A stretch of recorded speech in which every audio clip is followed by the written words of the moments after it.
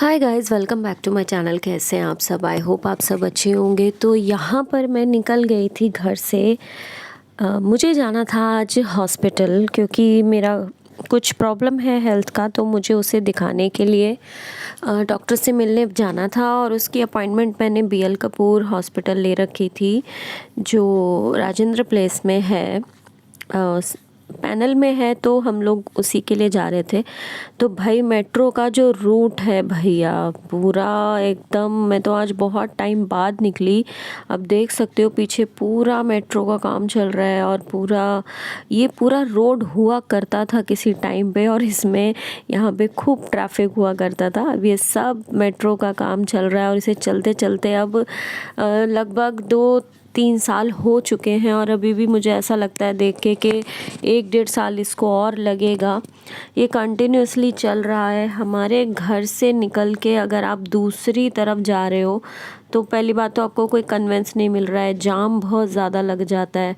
यहाँ पापा मेरे साथ आगे आगे चले जा रहे थे, और मुझे एक्चुअली में मेरा पहला यहाँ रोज़ का आना जाना था, बट अब मेरे को ये रास्ता ही नहीं समझ आ रहा था जाना कहाँ से है निकल के। तो यहाँ पर मैं अपनी स्टूडेंट है मेरी प्रियंका, और मैं उसके साथ जा रही थी। इसने बोला दीदी मैं भी साथ चलती हूँ। मैंने इससे बोला चलो ठीक है, तुम्हें ज़्यादा पता है तो तुम चलो साथ। और हम लोग बीएल के मैक्स हॉस्पिटल गए थे। वहाँ पर जाके हमने अपॉइंटमेंट तो हमने पहले ही ली हुई थी, बट फिर भी जाकर हमें चीज़ें देखनी थी, तो मुझे इतना आइडिया नहीं था, इसलिए मैं प्रियंका को अपने साथ लेकर गई थी। पापा भी थे साथ में। फिर हम लोग बहुत देर तक वेट किया, वहाँ पर वेटिंग में ही चलता रहा। हॉस्पिटल देख के ऐसा नहीं लग रहा था कि भाई हॉस्पिटल है, एकदम ही अच्छा। रूम बहुत अच्छा था, और यहाँ बैठे हुए मुझे ऐसे लग रहा था कि मैं पता नहीं कहाँ ही बैठी हूँ। तो यहाँ डॉक्टर से कुछ बात हुई। बात होने के बाद पता चला कि यहाँ पर अगर कुछ भी मैं ट्रीटमेंट लेती हूँ तो वो 5 मंथ का वेटिंग चल रहा है, तो वो मैं नहीं कर पाऊँगी यहाँ पर, और मुझे ट्रीटमेंट थोड़ा जल्दी ही करवाना था। तो यहाँ पर हमने डॉक्टर से थोड़ा सा डिस्कशन किया। उसके बाद फिर उन्होंने भी यही हमें सजेशन दिया कि आप कहीं और किसी और हॉस्पिटल में भी पता कीजिए। यहाँ देखिए, ये हमारे बीएलके हॉस्पिटल की कैंटीन है, और आप ऐसा देख सकते हैं कि पूरा एकदम ऐसा लग रहा है कि कैफ़े है ये पूरा। फिर हम लोग यहाँ से वेट कर रहे थे। हमको क्योंकि जाना था, हम ऑटो नहीं समझ आ रहा था ऑटो, और खड़े खड़े तो मुझे ऐसा लग रहा था कि मैं इतना थकी हुई, सुबह सुबह ही ऐसा थका हुआ फेस लग रहा था। और हम दोनों ऐसे ही मजाक कर रहे थे, पीछे हमारे कोई पर्सन खड़े थे, हमें पता ही नहीं था वो भी कैमरे में आ रहे हैं। तो यहाँ पर मैं आ गई थी। फिर उसके बाद थोड़ा सा रूम वूम सही किया, और भाई ये जो शॉट मैंने लिया इसमें मुझे पता ही नहीं चला कि भाई लाइट्स ऊपर से आ रही सॉरी, ऊपर से आ रही है। तो बस सबसे पहले मैंने अपने जो कपड़े मेरे पड़े हुए थे बेड पे वो मैंने सही किए। कपड़े धुलने के बाद उसको रखना, ये भी बहुत बड़ा टास्क होता है। पहले तो कपड़े धो, फिर उसके बाद उसको तय लगाओ, सुखाओ, सारी चीज़ें करो। तो बस उसी में थोड़ा सा टाइम लग गया हॉस्पिटल से आने के बाद, क्योंकि काम बना ही नहीं था। जिस काम से मैं गई थी वो काम हुआ ही नहीं था। तो इस वजह से थोड़ा सा मुझे लग रहा था कि भाई पता नहीं क्या ही प्रॉब्लम आ रही है। जिस चीज़ के लिए मैं रेगुलर जा रही हूँ, बार बार ये चीज़ कर रही हूँ, वो चीज़ हो नहीं रही है। तो थोड़ा सा लगता ही है, मूड भी थोड़ा अपसेट हो गया था मेरा। बट कोई नहीं, कोई बात नहीं, ये तो सब चलता ही रहता है।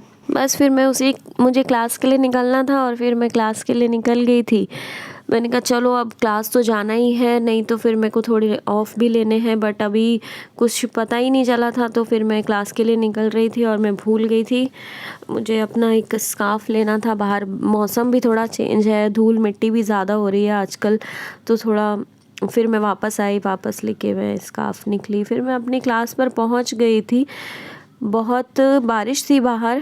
फिर उसके बाद मैं पहुंच गई यहाँ पर। मैं अपने जो हमारे वहाँ तानसेन में कथक की टीचर है, मैं थोड़ा उनसे बात कर रही थी, उनसे कुछ पूछ रही थी, आइडियाज़ ले रही थी। और बस फिर शाम को क्लास ओवर करने के बाद मैं क्लास से निकली तो बारिश का हल्का हल्का मौसम था, थोड़ी हवा ठंडी चल रही थी। अब देख सकते हो कितना जाम लगता है भाई, यहाँ पर भी बहुत जाम लगता है, इतना ट्रैफिक और ये सब। उसके बाद बस मैं मेट्रो स्टेशन पहुँची, मेट्रो ली और मैं फिर उसके बाद घर पहुँच गई। तो आगे वीडियो में कुछ बातें हैं आपके साथ करने के लिए। घर पर मैं आज गई थी जैसे मैंने आपको आगे वीडियो में दिखाया कि मैं हॉस्पिटल गई थी, तो कुछ थोड़ा सा हेल्थ के साथ इशू चल रहा है और मैं अभी नहीं बताना चाह रही हूँ, थोड़ा टाइम बाद आप लोगों के साथ शेयर करूँगी, क्योंकि वो चीज़ थोड़ा और मतलब कंफर्म हो जाए तो आप लोगों के साथ ज़रूर शेयर करूँगी। और वो कारण क्या है, क्योंकि मेरा जो रेगुलर रूटीन है वो कोई ऐसा नहीं है कि मैं बहुत कुछ गलत खा रही हूँ या कुछ इस तरीके से, कुछ ऐसा रूटीन नहीं है मेरा। या मैं बहुत ज़्यादा अनहेल्दी ले रही हूँ या मैं हेल्दी लाइफस्टाइल नहीं अपनाती हूँ, एक्सरसाइज नहीं है, वॉकिंग नहीं है, बट फिर भी मुझे प्रॉब्लम्स हो रही है। तो कुछ तो होता है कि आप अपना ध्यान नहीं रख रहे हो तो आपको दिक्कत आ रही है, बट कुछ होता है हेरिडिटी भी होती है आपकी।